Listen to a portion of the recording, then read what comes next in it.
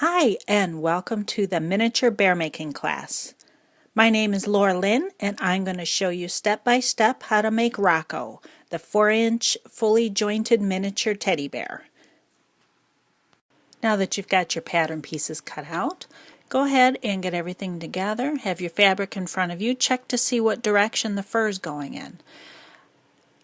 Here I can see the fabric is going in a downward direction, and I drew an arrow on the back of the fabric to remind me what direction that fur is going, because you'll need to line up.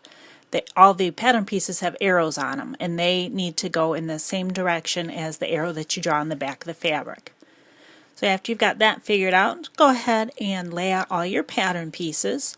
I like to lay them out first before I start drawing to make sure I have room for everything, because sometimes you might need to change how you have the pieces arranged.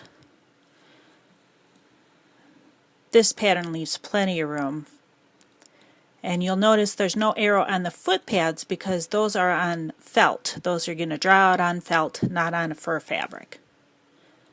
Now that you've got them all figured out there, go ahead and take some masking tape. That will help you with tracing out the pattern pieces.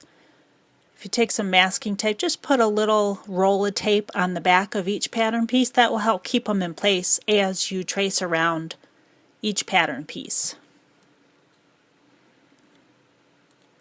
Now when I am tracing my pattern pieces onto a dark fabric like this is a dark brown, I like to use a white jelly roll pen. You can get them at scrapbooking stores, and I do have a link on the supplies page where I found this batch on Amazon.